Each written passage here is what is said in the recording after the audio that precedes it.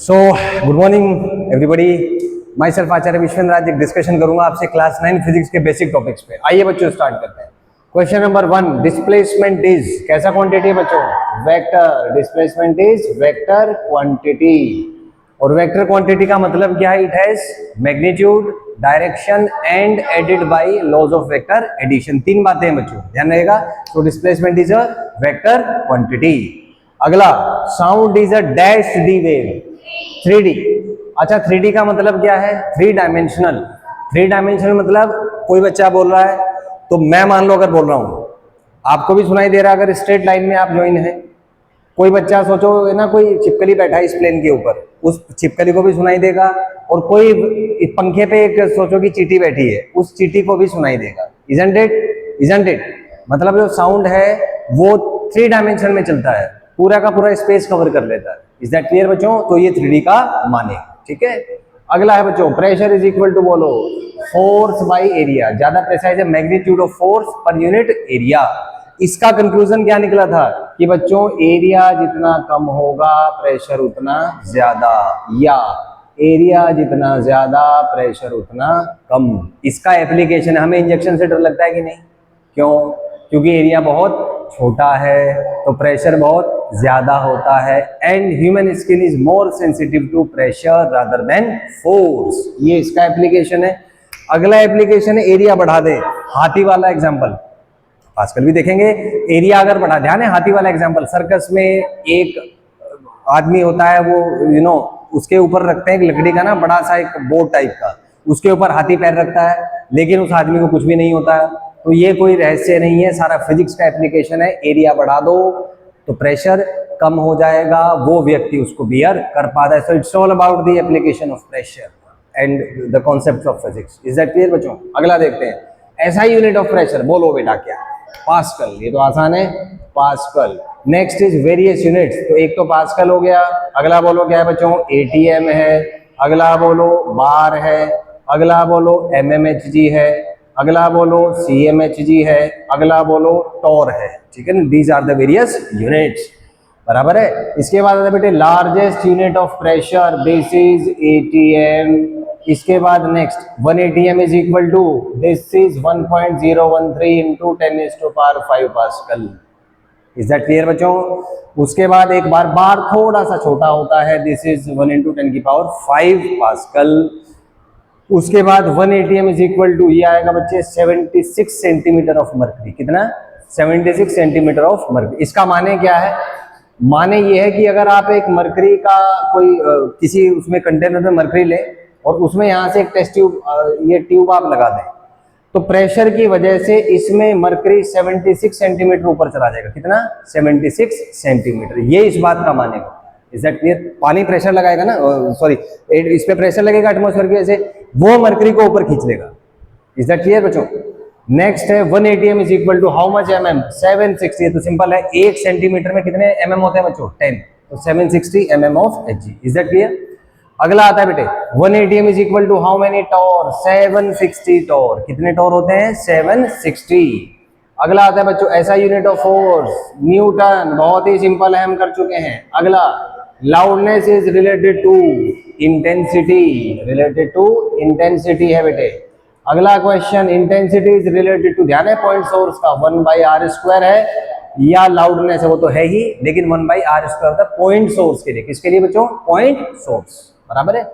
Next is ऐसा unit of work, क्या होता है बच्चों? बोलो, जूल। क्या होता है? जूल। अगला है सीजीएस यूनिट, क्या होता है बच्चों? अर्ग। अगला 1 जूल में कितने अर्ग हैं? 10⁷। अगला 1 न्यूटन में कितने डायन बच्चों? 10⁵। अगला momentum is mass into velocity. Kinetic energy कितना बच्चों? ½ mv²। ऐसा यूनिट इज जूल। ऐसा यूनिट इज अगेन जूल। पक्का बच्चों? क्लियर हो गया? नोट कर लो इसको फटाक से, फिर अपन आगे बात करेंगे।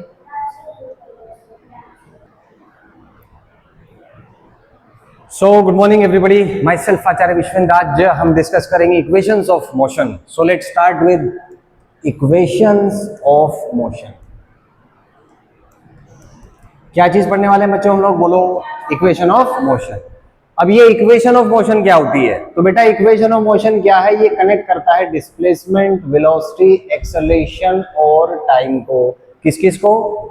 S for displacement, V for velocity, A for acceleration and T for time। ठीक है, इन चारों को जो रिलेट करता है उसको ही हम कहते हैं इक्वेशन ऑफ मोशन। क्या कहते हैं? Equation of motion. ध्यान रहेगी बात, पक्का? तो बेटा इसमें पहली इक्वेशन होती है V is equal to u plus a into t. क्या होता है? V is equal to u plus a into t. यहां पर बच्चों v है फाइनल वेलोसिटी। v क्या है जी? Final velocity. u क्या है बच्चों? Initial velocity. a क्या है बच्चों? एक्सेलरेशन, जो यहां पे मैंने मान लिया यूनिफॉर्म है या कांस्टेंट है। और t क्या है बच्चों? टाइम। t क्या है? टाइम। इसको विजुअलाइज करेंगे। मान लो आप एक सड़क पे हो और यहां पे ना एक आपका दोस्त जा रहा है, कोई ये अपनी बाइक चला रहा है, ठीक है, ये आप बैठे हो, ठीक है, ये मान लो आप हो ए और ये आपका दोस्त है बच्चों बी। ठीक है, आपने देखा कि t इज इक्वल टू 0 पर इसका वेलोसिटी था u। कितना वेलोसिटी था? u। जैसे विजुअलाइज कर पा रहे, एक सड़क है, आपका दोस्त बाइक पे है सड़क पे, आप उसको ऑब्जर्व कर रहे हो, आपने घड़ी में देखा t is equal to 0 second. कितना? t is equal to 0। तो आपने देखा कि भाई इसका वेलोसिटी u था, मान लो 20 किलोमीटर पर आवर था, 30 मान लो 20 था, ठीक है। फिर क्या हुआ बेटे? आपने देखा t इज इक्वल टू मान लो किसी टाइम पर 10 सेकंड, 5 सेकंड, 2 सेकंड, आपको मान लो दिखा कि वेलोसिटी इसका v है। कितना वेलोसिटी है? v। इज दैट क्लियर बच्चों? तो न्यूटन ने डिराइव किया था यूजिंग कैलकुलस कि इनमें जो रिलेशन होगा वो होगा v is equal to u plus a t. और बच्चों इसी को अपन कहते हैं v is equal to u plus a t, इसी को अपन कहते हैं फर्स्ट इक्वेशन ऑफ मोशन। क्या कहते हैं इसको? First equation of motion. Is that clear बच्चों? ये किसको कनेक्ट करता है? Initial velocity, final velocity, acceleration और टाइम। इज दैट क्लियर बच्चों? कर लोगे? एग्जांपल ले लेते हैं। मान लो आपको दे रखा है u का वैल्यू 20 मीटर पर सेकंड, एक्सेलरेशन दे रखा है मान लो 2 मीटर पर सेकंड स्क्वायर। आपसे पूछा है फाइंड वेलोसिटी एट, पहला मान लो पूछा t is equal to 4 second. तो क्या करेंगे? लगाओ इक्वेशन। क्या था बेटे? v इज इक्वल टू क्या भाई? u plus a t. u कितना है बेटे?